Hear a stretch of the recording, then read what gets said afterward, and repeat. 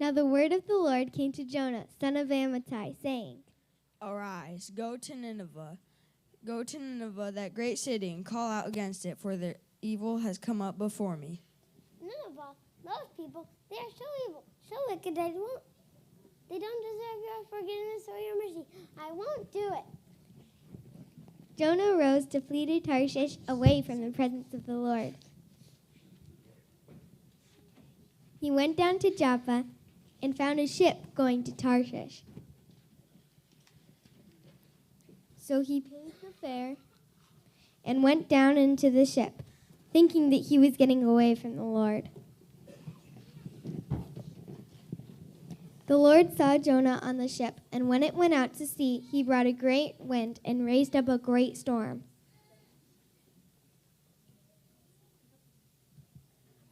Well, crew, there looks to be rough sailing up ahead.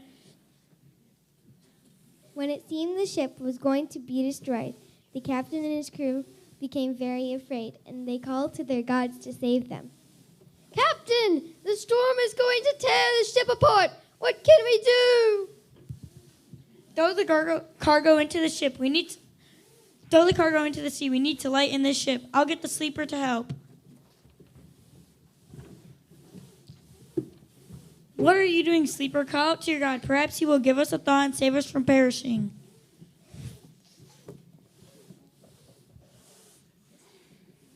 Captain, let us cast lots to see why this trouble has come upon us and whose fault it is. It's his fault. Who are you? Where are you going? What are you doing here? Why is this happening? I am a Hebrew. I fear the Lord, the God of heaven, who made the sea and the dry land. Then the captain and his crew grew even more afraid. What have you done? The men realized that Jonah was fleeing from the presence of God, and that was why the storm had come upon them.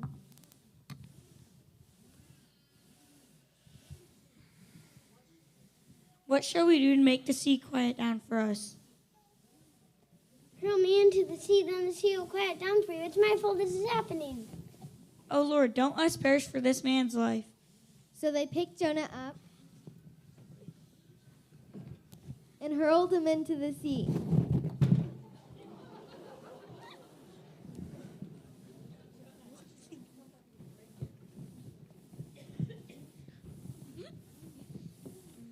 The Lord appointed a great fish to swallow up Jonah. And Jonah was in the belly of the fish for 3 days and 3 nights.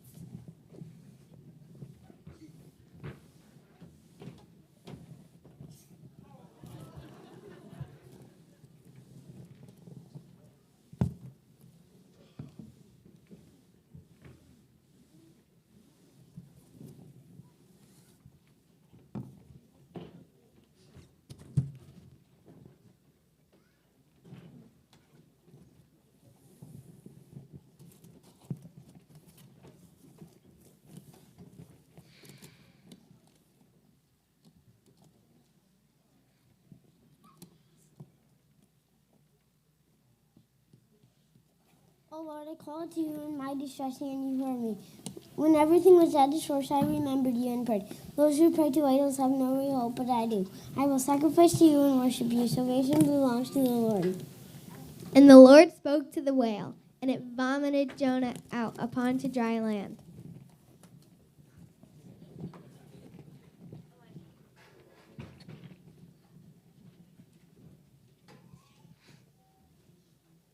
Then Jonah prayed to the Lord his God. Then the word of the Lord came to Jonah again, saying, Arise, go to Nineveh, that great city, and call out against it the message that I tell you. So Jonah arose and went to Nineveh to do what God told him. Now Nineveh was a giant place. It took 3 whole days to make it to the other side of the city. Jonah not only reached Nineveh, but he also worked a day's journey into it.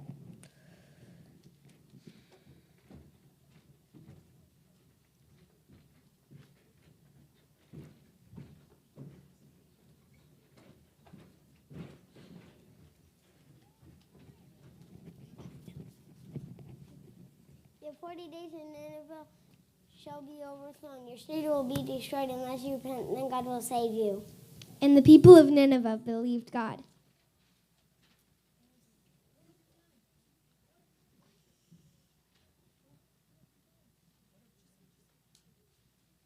What have we done? Let us fast and ask for the Lord's forgiveness. The Ninevites fasted from the greatest of them to the least of them.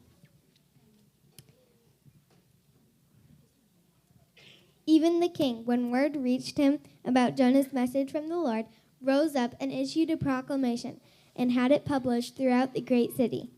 By the decree of the king and his nobles, let neither man nor beast taste anything.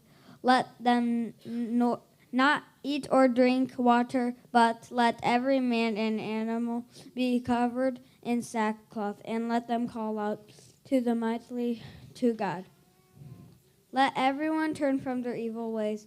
Who knows? Maybe God will change his mind and turn from his anger that we may not perish.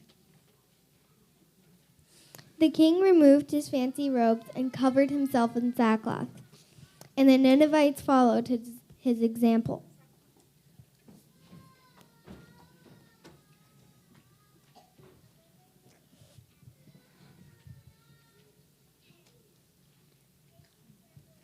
When God saw how they turned away from their evil ways, God did change his mind and did not destroy the city.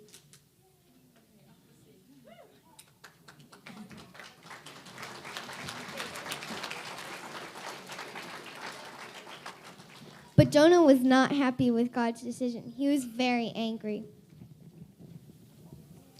Oh, Lord, I knew it, you would do this. That's why I ran away in the first place. You are a gracious and merciful God, but the Ninevites don't deserve your love or your mercy. They don't deserve to be saved. Do you do well to be angry? I created each one of the Ninevites, just as I have created you. And look how I forgave you and saved you, even after you disobeyed me and ran away. And you know the truth. Should not I pity them when there are thousands of them that do not know the truth and what is right and what is wrong? God had compassion on the Ninevites. When they repented from their ways, he let them live. God is a just God. He will not let sin go unpunished. But he is also a compassionate and full of grace and mercy. He gives us the chance to follow him. And that is the difference between death and life.